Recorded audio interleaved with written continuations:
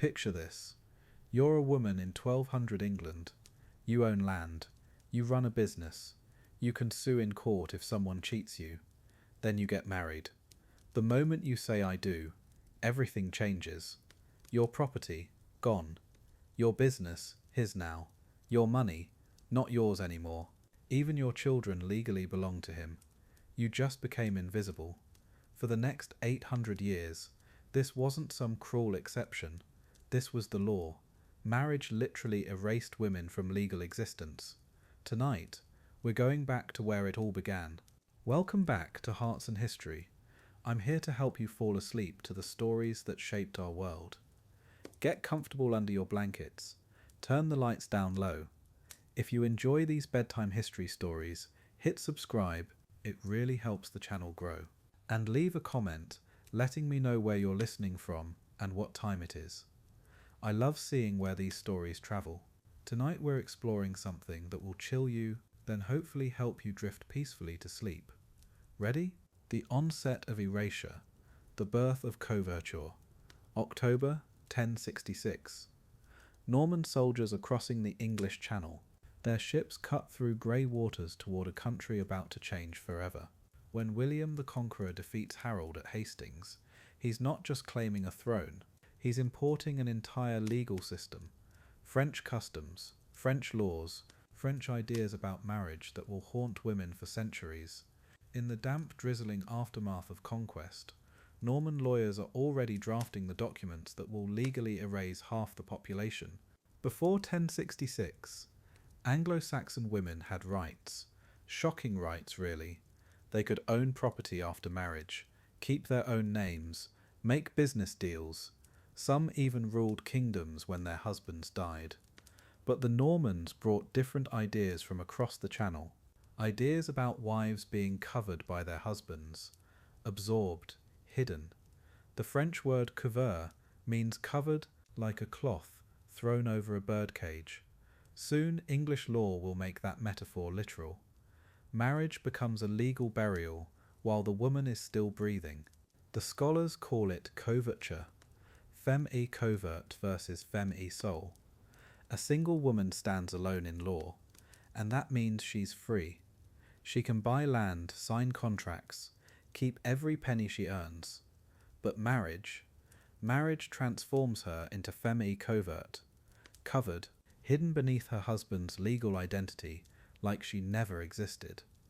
The bitter irony burns through medieval legal texts. To be alone is to be whole.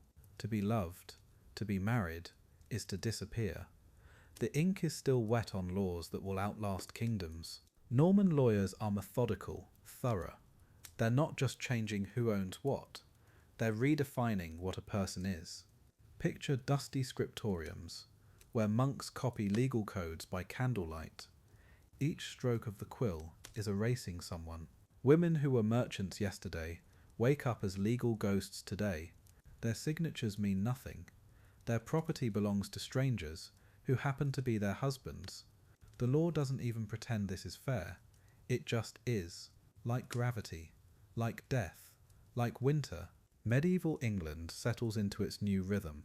Stone castles rise. Norman French blends with Anglo-Saxon English, and coverture sinks its roots deep into common law. Judges cite it. Scholars defend it. Priests bless it from pulpits. The system hardens like mortar between stones. What started as foreign custom becomes English tradition, becomes natural law, becomes God's will. Women's rights aren't stolen, they're simply forgotten, like they never existed at all, like this was always the way things were meant to be. Centuries pass, the Black Death kills millions, wars rage, kings fall, but coverture endures. By the 1700s, William Blackstone is writing his famous legal commentaries. Listen to his words, they're chilling in their casual cruelty. By marriage, the husband and wife are one person in law. The very being or legal existence of the woman is suspended during marriage. Suspended, like she's hanging in legal limbo. Alive but not alive, present but invisible. Blackstone writes this like it's perfectly reasonable, normal, even beautiful. The justification is always protection. Husbands will shelter their wives from legal troubles, provide for them, make decisions for them. It sounds almost romantic until you realize what protection really means. Control, ownership, the right to make every choice about her life, her body, her children. Medieval England has created the perfect legal trap. Women need protection because they have no rights. They have no rights because they need protection. The circle closes, the cage locks, and the key disappears for 800 years. Here's what really gets me about this. Coverture doesn't stay in medieval England. It travels. Ships carry it across oceans like plague rats. When English colonists reach North America, they pack coverture in their legal baggage. Puritan Massachusetts, Catholic Maryland, every colony, every settlement. Spanish colonists bring their own version. Portuguese too. The entire New World inherits the Old World system of legal erasure. Marriage as civil death spreads like wildfire across 2 continents. So that's where it begins.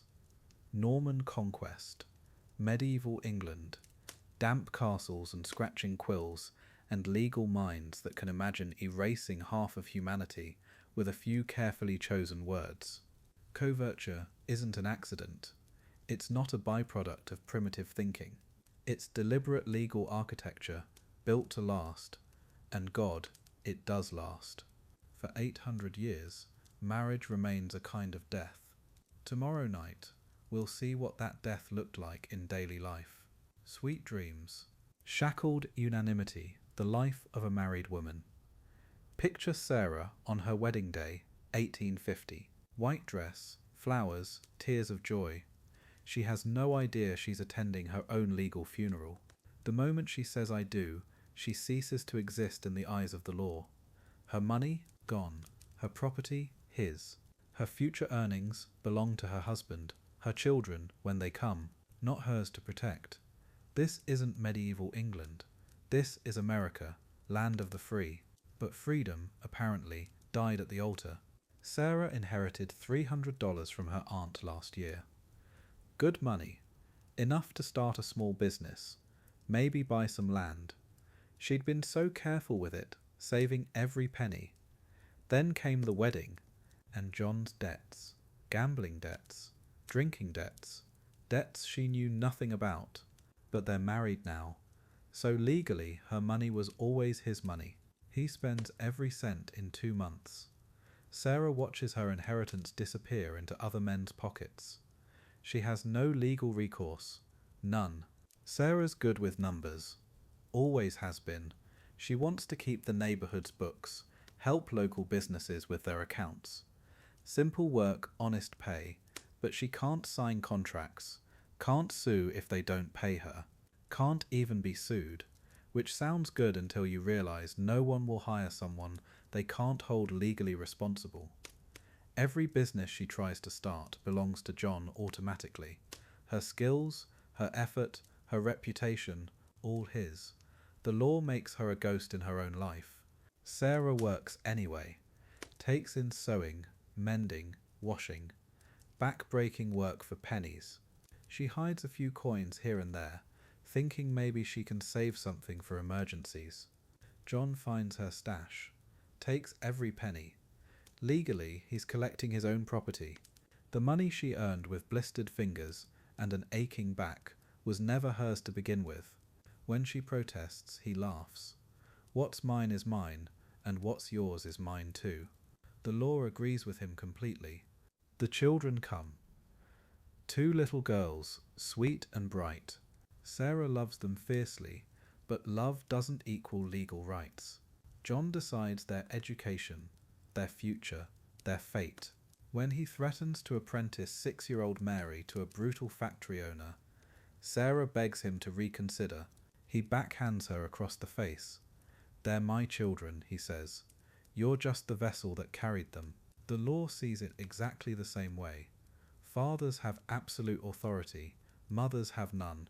The bruises become regular. Purple fingerprints on her arms. Split lips, blackened eyes. John calls it discipline. The law calls it his right. A husband can physically correct his wife just like a father corrects a child. The neighbours hear her crying through the walls, but no one intervenes. What happens between husband and wife is private business. Sarah learns to flinch before he even raises his hand. She's becoming a stranger to herself, jumping at shadows. In the warm corner of Mrs. Patterson's kitchen, Sarah finds brief refuge. Hidden workshop where women mend clothes for pocket change, sharing whispered dreams of escape. The firelight dances as they stitch by candlelight, planning impossible futures. What if we could keep our own wages? Sarah asks. The room falls silent. Such thoughts feel dangerous, revolutionary. But here, in this secret space, hope flickers. Maybe the law is wrong. Maybe they deserve to exist as more than their husband's property. The courtroom is cold, sombre. Sarah sits in the back, watching another woman lose her children in divorce. The judge doesn't even look at her during testimony. Children belong with their father, he pronounces. This is natural law. The woman's sobs echo off the walls. Sarah realizes she's witnessing her own future if she ever finds courage to leave. The legal system isn't broken, it's working exactly as designed. Women are meant to suffer in silence. The worst part comes at night. John forces himself on her, ignoring her tears, her pleas to stop. You're my wife, he says. You consented when we married. The law agrees. Marital rape doesn't exist because a wife's wedding vows include permanent, irrevocable consent to all sexual activity. Her body is his property to use as he sees fit. Sarah stares at the ceiling afterward, feeling more dead than alive. The law has erased even her right to say no. Years pass. Sarah ages rapidly, worn down by constant fear and legal non-existence. She watches single women walk freely through town, conducting business, keeping their wages, making choices. They have what marriage took from her, the simple right to exist as human beings under the law. The irony burns. To be alone is to be free. To be married is to be erased. Sarah understands now why some women never marry. Legal death is worse than loneliness. This is Coverture's true face. Not just unfair laws, but the systematic erasure of half the population. Sarah's story repeats in countless homes across America, Britain, anywhere English common law rules. Women trapped by legal invisibility, unable to vote because they don't legally exist, unable to escape because they own nothing. Tomorrow, we'll see how this connects to suffrage, because you can't give voting rights to people the law pretends aren't there. Muffled voices, suffrage and the shadows of coverture. Picture this scene, 1910. New York City. Thousands of women march down Fifth Avenue demanding the vote. Banners flying, voices raised. Hope electric in the air. But back home that evening, whispered arguments. Husbands explaining why wives don't need political voices. Why their interests are already represented. Why voting would destroy the sacred nature of marriage itself. What these women didn't fully grasp yet.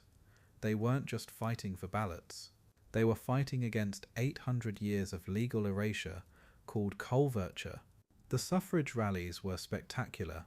Think parades, think pageantry, think thousands of women in white marching through city streets. They carried signs reading, "Votes for women," and "Taxation without representation is tyranny." The energy was intoxicating. But here's what gets me. For every woman marching, there were 3 more watching from windows, torn between admiration and terror, because they understood something the marchers were just beginning to grasp. This wasn't really about voting. This was about whether married women had the right to exist as separate people at all. Behind closed doors, the conversations were different. Wives whispering to each other over tea. But what if I disagree with my husband politically? What if he votes against my beliefs? These weren't theoretical questions. Under Coverture, a woman's political opinions were legally meaningless because she was legally non-existent. Her husband represented her interests because, in the eyes of law, Her interests and his were identical. They were one person, and that person was him. The whispers grew louder each year, the questions more urgent. Something was shifting. The arguments against women's suffrage sounded so reasonable at first. Editorials explained that giving women the vote would create household discord. Wives would argue with husbands about politics. Families would split apart. Women would neglect their children to attend political meetings. But dig deeper, and you find the real foundation: coverture doctrine. If husbands already represented their wives' interests legally, politically, and economically, why did wives need separate votes? The logic was circular but powerful, and it kept millions of women silent for decades while the storm gathered. Here's the twisted genius of using coverture against suffrage. The law already said married women were represented by their husbands in every other aspect of life. Property decisions, husband decides. Business contracts, husband signs. Children's education, husbands call. So when suffrage activists demanded political representation, opponents asked the obvious question: why should politics be different?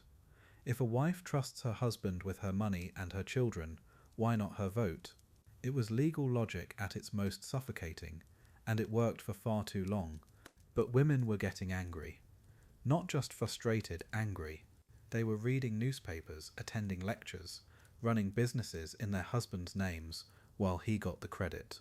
They were watching their daughters grow up and realizing those girls would face the same legal erasure.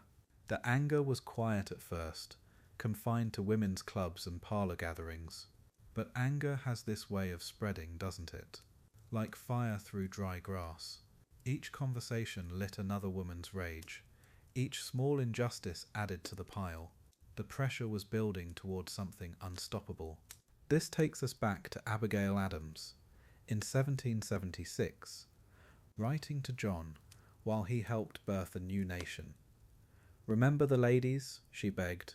"Do not put such unlimited power into the hands of husbands." She wasn't asking for suffrage. That concept barely existed yet. She was asking him to end coverture, to let married women remain legal persons. John laughed at her letter, called her saucy. The founders created a democracy that excluded half its people from the start. Coverture wasn't an oversight. It was intentional design. Think about the irony here. America fought a revolution against taxation without representation, then immediately created a system where married women were taxed on property they couldn't control, bound by laws they couldn't vote on, governed by politicians they couldn't elect. The new republic carried forward medieval marriage laws without question. 800 years of legal tradition proved stronger than revolutionary principles. Women like Abigail Adams saw this contradiction clearly. It would take their great-granddaughters to finally act on it, but the seeds were planted early. By the 1840s, the resistance was organized. The first Women's Rights Convention, at Seneca Falls in 1848, connected the dots publicly. Elizabeth Cady Stanton laid it out plainly. Married women were slaves to their husbands under law. They demanded property rights, custody rights, wage rights, and yes, voting rights. The crowd was shocked by the suffrage demand. Even many feminists thought it too radical, but Stanton understood what others missed. All the other rights meant nothing without political power to protect them. The battle lines were drawn. The storm was gathering strength through the 1850s and 60s. State by state, women chipped away at coverture's edges. Mississippi, New York, other states passed married women's property acts. Small victories, but victories nonetheless. Each legal reform weakened the argument that wives didn't need independent rights. If women could own property separately from their husbands, why couldn't they vote separately too? The logic of separate spheres was crumbling.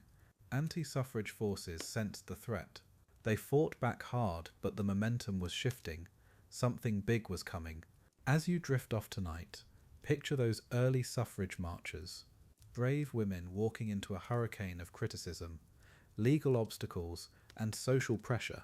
They didn't know they'd spend 70 years fighting for something that should have been obvious, that women are people too. They couldn't see that Coverture's grip would prove stronger than they imagined, that the battle ahead would require more than rallies and petitions. It would require breaking down the very foundation of marriage law itself. But they started walking anyway, and that changed everything. Defiance begins. The first call for reform, Mississippi, 1839.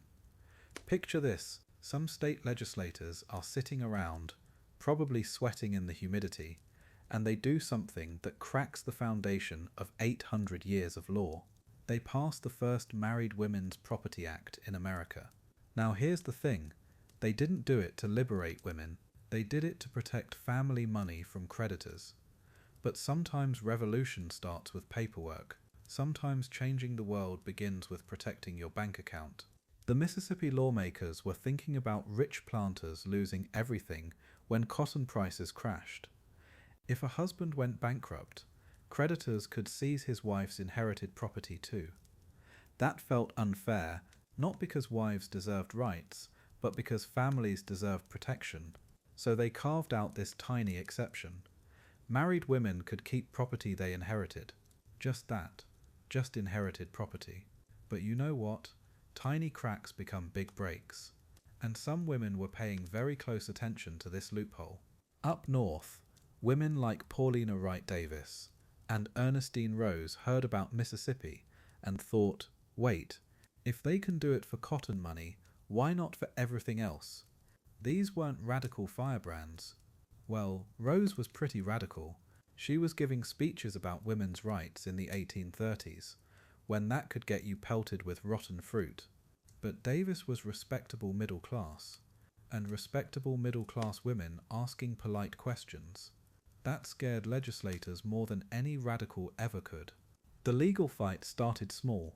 A woman in Connecticut challenges her husband's right to sell her father's house without her consent. Another in Massachusetts wants to keep her sewing wages. Lawyers scratched their heads. These cases didn't quite fit existing law. Coverture said wives owned nothing. But what about property brought into marriage? What about wages for work done outside the home? The neat legal lines started getting messy, and mess creates opportunity. By the mid-1840s, something was shifting.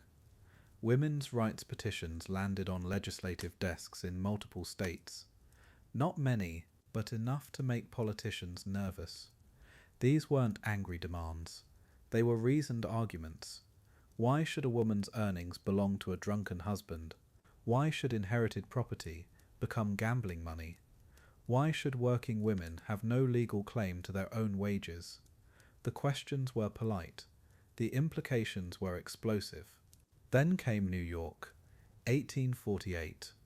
This wasn't some small southern state protecting plantation wealth. This was New York, financial capital, population center, trendsetter. And in April of 1848, New York passed a Married Women's Property Act that went further than anyone expected. Married women could keep property they brought to marriage. They could inherit independently. They could, wait for it, own real estate in their own names. The legal ground shifted underneath 8 centuries of law. What did the New York law actually mean? Picture a woman named Sarah, married to John. Before 1848, everything Sarah owned became John's on their wedding day. After 1848, Sarah could keep her father's farm. She could inherit from relatives without John getting automatic control. If she sold property, the money stayed hers. It wasn't complete freedom. She still couldn't keep her wages or sign most contracts. But for the first time in 800 years, marriage didn't mean total financial erasure. And here's where it gets wild. Just 3 months after New York passed its property law, a group of women organized something unprecedented. Seneca Falls, New York, July 19th and 20th, 1848. 300 people, men and women, gathered to discuss women's rights openly, formally, publicly. Elizabeth Cady Stanton read a declaration of sentiments, modelled on the Declaration of Independence. It was a direct challenge to everything coverture represented, and it worked because New York had just proven change was possible. The Seneca Falls Convention changed everything. Not immediately, but definitely. For the first time, women's rights wasn't something discussed in parlours or debated in legal journals. It was a movement, with newspapers' coverage, public speeches, organised demands. The convention passed 11 resolutions about women's equality, the most controversial, women's right to vote. Even many female attendees thought that went too far. But the conversation had started, and conversations like this don't stop easily. State by state, the reforms began spreading. Pennsylvania in 1848, California in 1849, Wisconsin in 1850. Each law was different, some more generous, some more restrictive, but the pattern was clear. The absolute control husbands had over wives was cracking apart. Some states let women keep wages, others protected inherited property. A few allowed women to run businesses. The legal landscape of marriage was changing faster than anyone expected, and women were organising to push for more. This is the deep breath before the revolution. 1850s America had tasted legal change and found it possible. Not easy, not complete, but possible. Women who'd spent their lives as legal ghosts were becoming real people with real rights. The Married Women's Property Acts weren't the end goal. They were the beginning. The proof that 800 years of law wasn't permanent. That coverture could be challenged. That marriage didn't have to mean erasure. The momentum was building, and it was about to explode. Echoes of change. Coverture in England, London, 1869. Carriages clatter down cobblestone streets. Gas lamps flicker against the smoky air. And in Parliament, something stirring. For 800 years, English marriage law had erased wives from legal existence. But now, reform whispers drift through drawing rooms. Women's rights activists gather courage. Even some members of Parliament start asking uncomfortable questions. Why should a woman's wages belong to her husband? Why can't she own property? The old certainties about marriage, they're starting to crack. Change is coming to England. Picture Victorian England. Industry booming, empire expanding, women working in factories, earning wages that legally belong to their husbands. A successful businesswoman named Frances Power Cobb writes scathing articles about wives being treated as property. Caroline Norton fights a public battle when her husband steals her earnings and children. These aren't quiet complaints anymore. These are public scandals. The press covers them. Society ladies discuss them over tea. Parliament can't ignore them. The foundation of coverture, it's starting to shake under the weight of its own absurdity. The arguments for reform sound radical in 1870. John Stuart Mill publishes The Subjection of Women. He asks the dangerous question, why should marriage be slavery for half the population? Other voices join in. Lawyers point out the legal inconsistencies. Economists argue that coverture wastes women's productive capacity. Even some husbands admit the system feels wrong, but tradition pushes back hard. Marriage is sacred. Wives need protection, not rights. If women control their own money, won't families collapse? The debate grows fierce. Change always does. August 9th, 1870. The Married Women's Property Act passes Parliament. After centuries of legal erasure, married women can finally own something. Their wages, their savings, property they inherit. It's a revolution, sort of. Because here's what the law doesn't change. Husbands still control everything else. Children still belong to fathers. Wives still can't make contracts. They still can't vote. But for the first time in 800 years, an English wife can keep her own wages. It's incomplete, it's limited, but it's a start. Finally, a crack in the wall. The 1870 Act covers specific things, wages and salary, money in savings accounts, property inherited after marriage. But here's what it doesn't touch. Property owned before marriage still transfers to husbands. Business partnerships remain impossible. Child custody stays with fathers. And here's the kicker. The law only applies to women who understand it and fight for it. Many wives never learn about their new rights. Their husbands certainly don't tell them. Lawyers exploit loopholes. Banks resist. Social pressure remains intense. Legal change, it's just the first step toward actual change. Public reaction splits dramatically. Progressive newspapers celebrate justice at last, writes one editorial. But conservative voices panic. Traditional families will collapse, they warn. Wives will abandon their duties. Children will suffer. Some husbands actually support the reform. They're tired of being responsible for their wives' business debts. Others rage about losing control. Women themselves divide. Some embrace their new rights immediately. Others worry about seeming unfeminine or selfish. Change, it's messier than anyone expected. Reform creates as many questions as answers. But the conversation has started. The 1870 Act proves something important. Coverture can be changed without civilization ending. Marriages don't collapse. Children don't become orphans. The sky doesn't fall. This emboldens reformers to push further. Why stop at wages? What about all property? What about contracts? What about child custody? The success breeds confidence. Women's rights organizations grow bolder. Sympathetic politicians introduce new bills. Even Queen Victoria quietly supports some reforms. The momentum builds. 12 years pass. The pressure mounts. Parliament faces a choice: expand the reforms or face increasing unrest. 1882 brings the real breakthrough. The expanded Married Women's Property Act passes. Now wives can own any property, inherited, earned, or bought. They can make contracts, sue in court, run businesses, control their own money completely. It's not full equality. They still can't vote. Custody laws barely budge, and social pressure remains intense. But legally, for the first time in 8 centuries, married English women exist as separate people.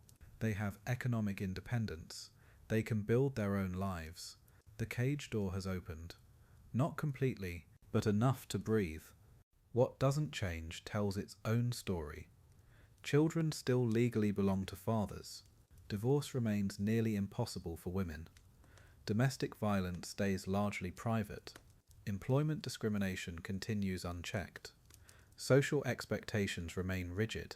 A wife might control her money, but society still expects her to stay home. She might own property, but banks still prefer dealing with her husband.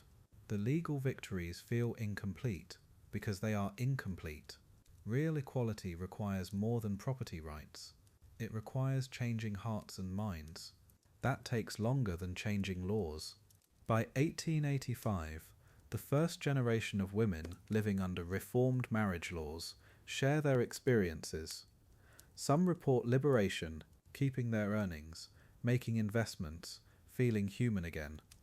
Others describe subtle resistance, family pressure, social ostracism, husbands who ignore the new laws. Change happens unevenly. In London drawing rooms, educated women celebrate their property rights. In rural villages, many wives never learn the laws have changed. Progress, it's not a straight line. It's a messy, uneven process of 2 steps forward, 1 step back. But the direction is clear. The winds of change reach the coverts. Not every corner, not every marriage, but enough to matter. Young women entering marriage after 1882 expect different things: economic independence, legal recognition, respect as separate people. The old assumptions crumble slowly but surely. Coverture's 800-year reign, it's ending, not overnight, not completely. The ghost lingers in social expectations and stubborn traditions, but the legal foundation has cracked. The conversation has started, and across the Atlantic, American women are watching, taking notes. getting ready to demand their own reforms. Coverture in the modern era, the late bloomers. Picture this. It's 1920. Women just won the vote. You'd think coverture would be dead, right? Wrong. Dead wrong. The legal doctrine that erased married women kept crawling through American courtrooms like some legal zombie. State by state, law by law, it clung to the books with bloody fingernails. Your grandmother probably lived under pieces of it. Maybe your mother too. The 20th century was supposed to be progress. Instead, we got coverture's slow, agonizing death rattle, and it took way longer than you think. The thing about legal change is it moves like cold honey. Even after Mississippi passed that first Property Act in 1839, coverture kept its grip. Think about what 1900 looked like. Gas lamps flickering in parlours where wives still couldn't sign contracts. The smell of coal smoke drifting through windows where women earned wages that belonged to their husbands.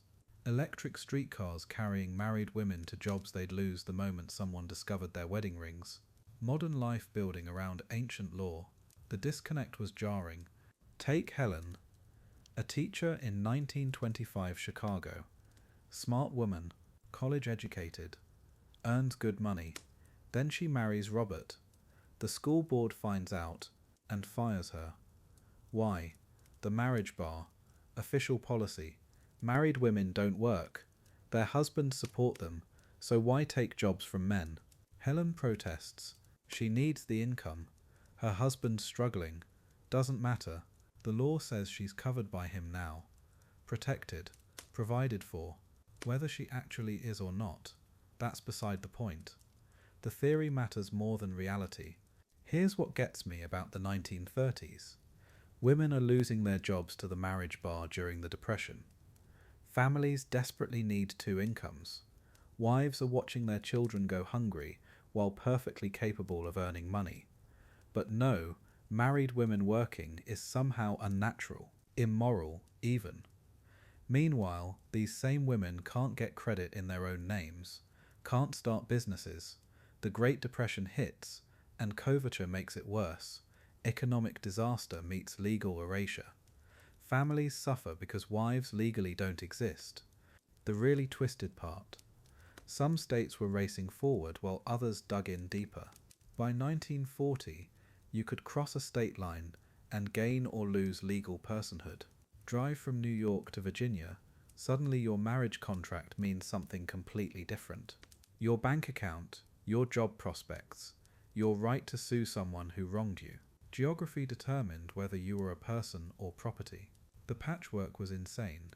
America had 50 different versions of marriage law, and many still treated wives like expensive furniture. World War II should have killed coverture forever. Women building planes, running factories, keeping the country alive while men fought overseas. But the moment the war ended, right back to the kitchen. The 1950s hit like a legal backlash, suburbs sprouting with fresh lawns and old laws. Women who'd been welding bombers were now making casseroles and losing their legal identities to marriage. The suburbs smelled like possibility, but felt like prison. Modern houses built on medieval legal foundations. The contradiction was suffocating. Even into the 1960s, married women couldn't serve on juries in most states. Think about that. The Supreme Court upheld Florida's law in 1961. Their reasoning? Women are the center of home and family life. Can't be bothered with civic duty. Too busy being wives. Never mind that these same women were running households, managing budgets, raising future citizens. None of that counted as real responsibility. Jury duty was for real people. For men, for humans who existed in their own names. The 1970s brought the Equal Credit Opportunity Act. Finally, married women could get credit cards, mortgages, business loans in their own names. Before 1974, imagine needing your husband's signature to buy a car with your own money from your own job. Banks demanded it. Loan officers insisted your signature wasn't enough because legally you weren't quite real enough. The ink was barely dry on women's lib when we discovered how deep Coverture's roots went. Legal personhood still negotiable in the disco era, but here's where it gets really dark. The part that'll make your skin crawl. Marital rape. Under Coverture, a wife's consent to marriage was consent to everything. Forever. No takebacks. No saying no. Her body wasn't hers anymore. It was his. State after state slowly criminalized marital rape through the 1970s and 80s. Slowly, like they were doing husbands some huge favor by making it illegal to assault their wives. The progress felt grudging, reluctant, like society was being dragged kicking and screaming toward basic decency. By 1990, most states had fixed this. Most. You'd think by then surely the whole country had figured out that wives were human beings with rights over their own bodies. You'd think wrong. One state held out. One state clung to the old ways like a dog with a bone. One state looked at the calendar showing 1993 and decided, nah, marital rape should still be legal here. The last domino was about to fall. The final surrender was coming, but not yet. North Carolina, 1993. Bill Clinton's first year in office. The internet's taking off. We're planning space stations. And North Carolina finally makes it illegal for a husband to force himself on his wife. 1993. The year Jurassic Park came out. The year of Beanie Babies and grunge music. You probably had email by then. But in North Carolina, wives just got the right to say no to their husbands. 800 years of coverture officially dead at last. Sleep tight. The ghost lives. Coverture's residual presence. Sarah walks into the bank in 2019. She's got perfect credit, a PhD, and she's buying her dream house. The loan officer slides the paperwork across the desk. We'll just need your husband to co-sign here. Wait, her husband isn't buying this house. She is, with her money, her credit score. But somehow, this feels familiar, like an echo from another century. Like the law that erased married women is whispering from its grave. Coverture was officially buried decades ago. Married women can own property, sign contracts, keep their wages. We won, right? Except, walk into certain banks today and you'll hear phrases that sound suspiciously like 1850. Your husband should be here for this. Can we get his signature too? Is he okay with this purchase? As if marriage still transforms a woman from person to appendage. As if that ring somehow diminishes her legal standing. Credit applications still ask marital status. Married women get different rates than single women with identical credit scores. Some lenders assume married women will quit working to have babies, so why invest in them? Others assume a husband controls family finances, even when the wife earns more. The 1974 Equal Credit Opportunity Act was supposed to end this, yet banks found subtler ways to continue the old dance of treating wives as secondary citizens. Real estate agents still do it. Car dealers definitely do it. Let me talk to your husband about the financing. Even when she's the one buying, even when it's her money, even when she explicitly says she's making this decision alone. The assumption runs so deep, nobody questions it. Marriage equals male authority. Always has. The law changed, but the reflexes remain embedded in how business gets done across America. Catherine Olgor thought she'd left all this behind. She's a historian, knows Coverture better than most. But in 2018, she walked into a major bank to refinance her mortgage. The house was hers before marriage. The income was hers. The credit was hers. Yet the bank insisted her husband needed to sign too. Not for any legal reason, just because. Because married women still make bankers nervous, apparently. Olgar fought back. She knew her rights, knew the law. The bank had no legal justification for requiring her husband's signature. None. But they dug in anyway. Corporate policy, they claimed. Standard procedure. She threatened to file complaints, switch banks, go public. Finally, grudgingly, they back down. But here's what bothers her most. How many women just quietly comply? How many sign away their financial independence without realizing what they're doing? Insurance companies pull similar tricks. Health insurance especially. They'll call the husband about his wife's medical bills, assuming he's the decision maker. Investment firms do consultation calls with the man of the house. Car mechanics quote repairs to husbands, even when wives drop off the vehicles. It's death by 1,000 small assumptions. Each one seems harmless. Together, they rebuild Coverture's cage one interaction at a time. But the workplace, that's where Coverture's ghost gets really creative. You'd think employment discrimination against married women ended decades ago. You'd be wrong. It just got more sophisticated, more subtle, harder to prove. Hiring managers still ask married women about family planning in interviews, still assume mothers are less committed employees, still wonder if husbands really approve of wives working late or travelling for business. Some companies have policies they'd never put in writing, but everyone knows exist. Married women get passed over for promotions. New brides suddenly find themselves on performance improvement plans. Pregnant employees discover their projects reassigned, their responsibilities diminished. The message is clear. Marriage changes everything for women employees, makes them liabilities instead of assets, makes them problems to manage rather than talent to develop. Which brings us to something most people have never heard of. Something that sounds like ancient history, but persisted well into living memory: the marriage bar.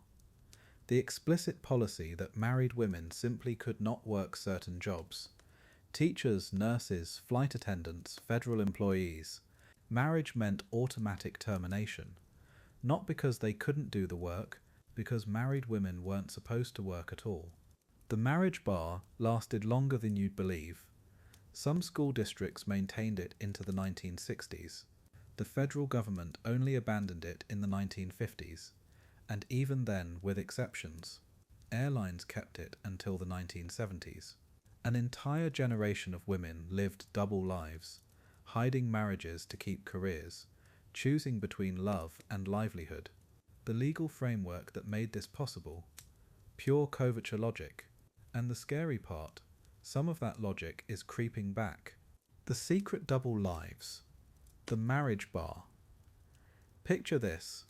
1935. A woman walks into her office every morning, removes her wedding ring, and slides it into her purse. Her co-workers know her as Miss Johnson. Her paycheck says Miss Johnson, but at home, she's Miss Williams with 2 children and a husband out of work. One slip, one person who recognizes her at the grocery store with her family, and she loses everything. This wasn't rare. This was survival. The marriage bar wasn't some unwritten rule. It was official policy. School districts, government offices, major corporations, they all had the same clause in their contracts. Marry, you're fired. Already married? Don't bother applying. The logic was twisted but clear in their minds. Married women belonged at home. Their husbands should provide. Why waste a job on someone who didn't really need it? Never mind that her husband might be unemployed, sick, or simply not earning enough. So women learned to lie. They kept their maiden names at work. They wore their wedding rings on chains under their blouses. They coached their children never to call them at the office. Some even maintained separate addresses, renting tiny rooms they never slept in, just to have somewhere to list as home. The elaborate deceptions they created, it was exhausting. But what choice did they have? Honesty meant poverty. Take Helen Morrison, a teacher in Chicago, smart, experienced, beloved by her students. Then she married Robert in 1932, quietly, secretly, because she knew what would happen. For 3 years, she lived 2 lives. Miss Morrison at school, Mrs. Henderson at home. Different neighborhoods, different social circles. She was terrified someone would see her at the market with Robert, pushing their baby in a stroller. The stress ate at her, but she needed that paycheck. The financial devastation was real. Families planned their entire lives around two incomes, then watched half their money vanish overnight when someone discovered the wife's marriage. Rent couldn't be paid, children went hungry, medical bills piled up, and the husband, often unemployed himself or earning wages that couldn't support a family alone. The marriage bar didn't just hurt women, it crushed entire households into poverty for no reason except moral posturing. Ruth Palmer worked at a bank in Philadelphia. Excellent at her job, promoted twice in 4 years. Then she married Tom in 1934. She thought she could hide it, but her supervisor saw her wedding announcement in the society pages. Called into his office the next Monday morning. 30 minutes later, she was cleaning out her desk. Tom made decent money, but not enough for rent and groceries, and Ruth's diabetic mother's medicine. Within 6 months, they lost their apartment. The psychological toll was crushing. Imagine living in constant fear that someone will discover who you really are. These women developed elaborate systems, fake names, separate bank accounts, stories about fictional roommates to explain why they left work at certain times. Some had nervous breakdowns from the stress. Others gave up and accepted poverty rather than live the lie. The marriage bar forced them to choose between love and survival. Then the Great Depression hit. Suddenly, the marriage bar wasn't just policy, it was patriotic duty. Men needed jobs, real men, breadwinners, heads of households. Married women working became a symbol of everything wrong with society. The pressure intensified. Companies that had quietly ignored marriage status now enforced it ruthlessly. Town councils passed resolutions condemning married women who stole jobs from desperate men. The discrimination wasn't hidden anymore, it was celebrated. Some women fought back in creative ways. They formed networks, sharing information about which employers might be more lenient. They started their own businesses, though even that was risky, too successful, and people would ask questions about how a single woman could afford such things. Others moved to new cities where nobody knew their history, starting fresh with new identities. The lengths they went to, it's remarkable what people will do when backed into a corner. The marriage bar revealed something dark about how society valued women. Single, you could work, contribute, be useful. Married, your only value was domestic. Your skills, education, experience, none of that mattered anymore. You belonged to someone else now, and that someone else should handle your financial needs. It was legal erasure disguised as moral righteousness, and it lasted well into the 1960s in many places, destroying countless lives along the way. Think about those women as you fall asleep tonight. The ones who walked through life wearing masks, hiding the most important parts of themselves just to survive. Who kissed their husbands goodbye each morning, then became someone else for 8 hours. Who lived in constant fear that love and honesty would cost them everything. Their secret double lives weren't chosen, they were forced by a society that couldn't imagine women as both wives and workers. Reframing history. A closer look at Coverture. March 1776. Abigail Adams sits at her writing desk in Braintree, Massachusetts.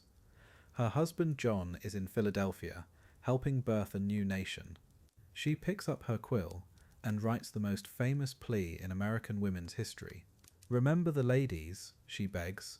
"Do not put such unlimited power into the hands of husbands." John reads her letter and laughs, calls it saucy, dismisses it entirely. He has no idea his wife just predicted the next century of women's legal hell. Here's what Abigail saw coming. She knew Coverture would survive the revolution. She knew American wives would remain legally dead while their husbands lived as free men. And she was right. The new United States kept every single piece of English marriage law. A woman could help win independence, run a farm during wartime, raise future presidents, but the moment she said "I do," the law erased her. Abigail's warning wasn't paranoia, it was prophecy, and nobody listened. By the 1840s, women were calling marriage what it actually was: legalized prostitution, civil death, slavery. These weren't emotional outbursts, they were legal facts. Lucy Stone put it bluntly: now all we married women are legally dead. Elizabeth Cady Stanton went further, comparing wives to enslaved people. Same inability to own property, same lack of control over children, same legal non-existence. Defenders of marriage were horrified by the comparison, but they couldn't actually refute it, because it was true. The first generation of college-educated American women saw the trap clearly. 1890s data tells the story. Among women with college degrees, marriage rates dropped to around 60%. Compare that to 90% for women without higher education. These weren't women who couldn't find husbands. These were women who understood exactly what marriage would cost them: their legal existence, their money, their autonomy. They chose to stay legally alive. Smart choice, honestly. Picture Mary, a successful seamstress in 1860s Boston. She owns her shop, employs 3 women, saves money, plans to expand. Then she meets Thomas and falls in love. The wedding is beautiful. The next morning, everything changes. Her shop now belongs to Thomas. Her savings account closed, funds transferred to him. Her employees now answer to him. Mary went from business owner to nothing. Legally speaking, she ceased to exist the moment she signed that marriage certificate. The everyday reality was suffocating. Sarah works 12 hours a day in a textile mill. Her wages go directly to her husband, who spends them on gambling and drink. She comes home exhausted to find no food, no coal for heat. Their children are hungry. She can't save a single penny because legally she earns nothing. Every cent belongs to him. This wasn't unusual. This was the system working exactly as designed. Millions of women lived this nightmare daily. Children made everything worse. Under Coverture, fathers owned their kids completely. A mother had no legal claim to children she carried and birthed. If her husband was violent, abusive, neglectful, didn't matter. She couldn't protect them, couldn't remove them, couldn't even leave with them without committing kidnapping. Some women stayed in horrific marriages simply because they couldn't bear abandoning their children, and legally, taking them wasn't an option. The law was crystal clear: children belonged to fathers. The suffrage fight revealed Coverture's twisted logic. Opponents argued married women didn't need votes because their husbands represented them. One person, one vote, and that person was always the man. The family votes as one, they said, meaning the man votes and the woman disappears. Anti-suffrage propaganda showed broken homes, abandoned children, masculinized women. The message was clear: give women political rights and destroy the family. Coverture had made women's independence literally unthinkable. Reform came slowly, grudgingly. Mississippi passed the first Married Women's Property Act in 1839. Not from kindness, they wanted to protect family wealth from creditors. But it cracked the wall. New York followed in 1848. Other states joined gradually. England reformed in 1870. But here's the thing that will shock you. Marital rape remained legal in North Carolina until 1993. Some banks still required husband signatures on wives' documents into the 2000s. Coverture's ghost haunts us still. Think about the women who endured this system. The brilliant minds trapped in legal non-existence. The entrepreneurs reduced to dependence. The mothers powerless to protect their children. For 800 years, marriage meant civil death for half the population. They lived, breathed, worked, loved and suffered, while legally not existing. The silence around their erased lives echoes through history. Their stories matter. Their struggle shaped everything we take for granted today. As you drift off tonight, remember this: your legal existence isn't natural or inevitable.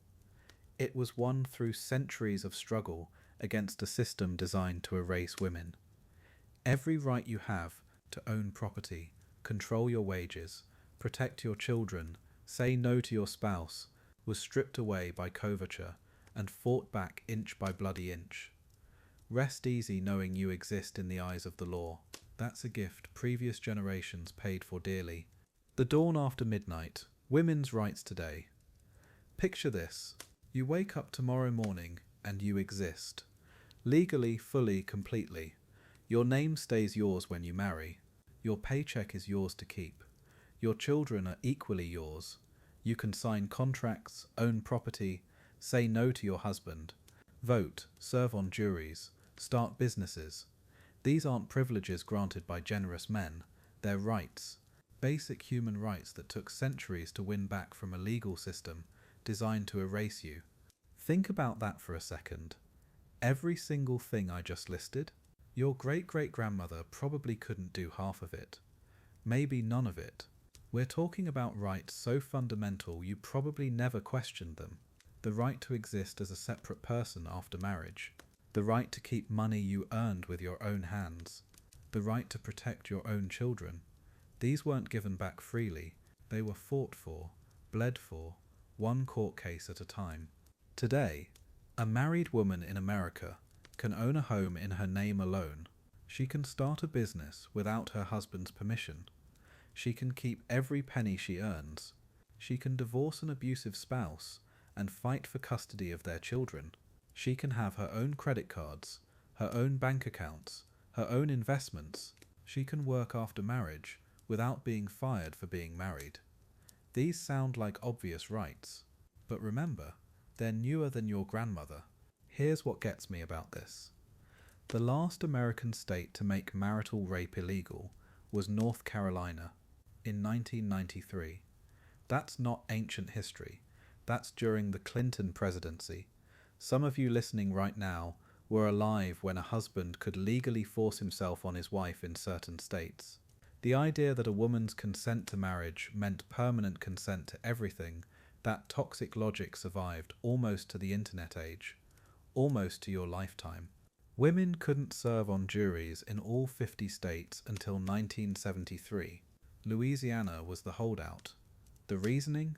Women belonged in the home, not in courtrooms making decisions about other people's lives. Think about that. The right to participate in justice, to have a voice in our legal system, that's younger than Saturday Night Live. These aren't rights from the dawn of democracy. They're rights your mother or older sister might remember being granted. Fresh rights, still warm from the struggle. The Equal Credit Opportunity Act wasn't passed until 1974. Before that, banks could legally refuse to give a married woman a credit card without her husband's permission. They could demand his signature on her car loan, his approval for her mortgage, even if she made more money than he did, even if it was her money buying her car for her job. The financial independence we take for granted, it's barely 50 years old. Some of your parents fought for this stuff personally. But here's where it gets complicated. Legal equality doesn't automatically mean real equality. Coverture is dead as law, but its ghost still haunts us. The wage gap between mothers and everyone else. The assumption that childcare is primarily mum's responsibility. The way women are still asked how they'll balance career and family, while men aren't. The old idea that women exist in relation to their families first, themselves second, that thinking didn't disappear with the legal reforms. Reproductive rights sit at the center of this ongoing struggle. The right to choose when and if to have children, that's really about the right to control your own life's direction. Coverture said women's bodies belong to their husbands. Modern debates about birth control access and abortion rights echo that same fundamental question. Who gets to decide what happens to women's bodies? The legal structure has changed, but the underlying battle for bodily autonomy continues. Here's what I want you to remember as you fall asleep tonight. You exist, fully, legally, completely. You can marry and still be yourself. You can work and keep your money. You can protect your children. You can leave if someone hurts you. You can vote, serve on juries, start businesses, sign contracts. These rights feel natural because brave women made them seem natural. They fought so hard that legal personhood became normal, expected, invisible. But don't let them become so invisible that you forget how recent they are. Don't let them become so normal that you forget how hard-won they are. Rights that aren't defended can be lost. Laws that seem permanent can be changed. The women who spent centuries as legal ghosts, absorbed into their husbands like drops of water into the ocean. They clawed their way back to legal existence, one victory at a time. Their fight gave you the freedom to be yourself. So rest well tonight, knowing you exist in your own right. Your name is yours. Your money is yours. Your body is yours. Your children are equally yours. Your future is yours to choose. These aren't ancient rights granted by kings. They're recent victories won by ordinary women who refuse to stay erased. The dawn after 8 centuries of midnight. Sleep peacefully, but stay vigilant. The sun is up, but we're the ones who keep it shining.